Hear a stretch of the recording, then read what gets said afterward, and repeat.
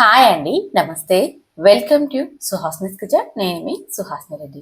ఇప్పుడు ఇన్స్టాగ్రామ్లో, యూట్యూబ్లో వైరల్ అవుతున్న రవ్వ రొట్టెను మనం కూడా తయారు చేసుకుందామండి. నా స్టైల్లో చిన్న మార్పులతో చేశాను, భలే టేస్టీగా ఉందండి.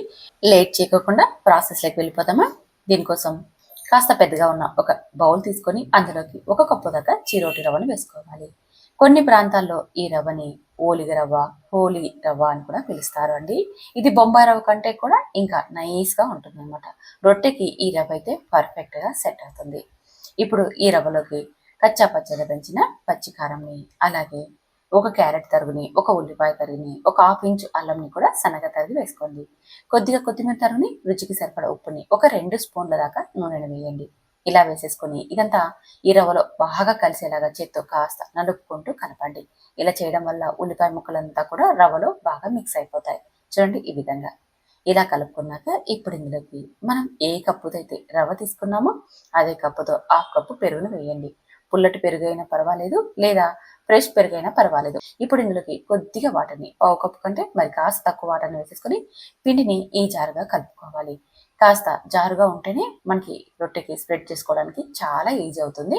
ఇలా కలిపి మూత పెట్టి 10 నుంచి 20 నిమిషాల పాటు పక్కన ఉంచేసుకోండి. చాలండి. ఆ లోపు మనకి ఈ రవ్వ నైస్గా ఉండడం వల్ల తొందరగా సెట్ అయిపోతుంది అనమాట. ఇప్పుడు బటర్ పేపర్ తీసుకొని కొద్దిగా నూనెను అప్లై చేసేసుకున్నాక ఇప్పుడు పిండి ముద్దను తీసుకొని చేతికి తడిని అప్లై చేసేసుకుంటూ చూడండి ఇలా రొట్టెని ఎంత వీలైతే అంత పలుచగా స్ప్రెడ్ చేయండి. ఇది కాస్త జారుగా ఉంది కాబట్టి ఈజీగా స్ప్రెడ్ చేసేసుకోవచ్చు. చూడండి ఎంత ఈజీగా కొన్ని సెకండ్లో రొట్టె అనేది మనం తయారు చేసేసుకోవచ్చు.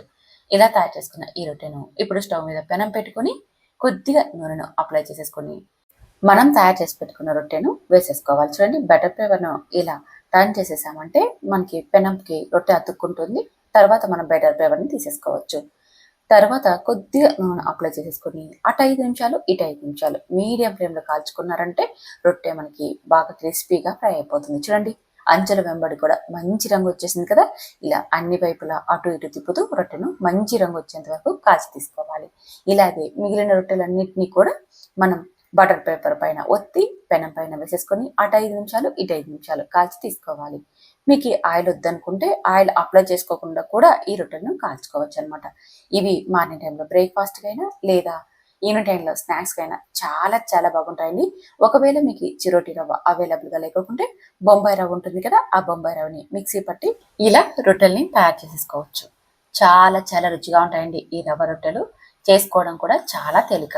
మనం ఎక్కువ శ్రమ పడుకోకుండా ఈజీగా రెసిపీ తయారు చేసుకోవాలి అనుకున్నా, రుచిగా ఉండాలి అనుకున్నా ఈ రెసిపీని ఒక్కసారి ట్రై చేయండి.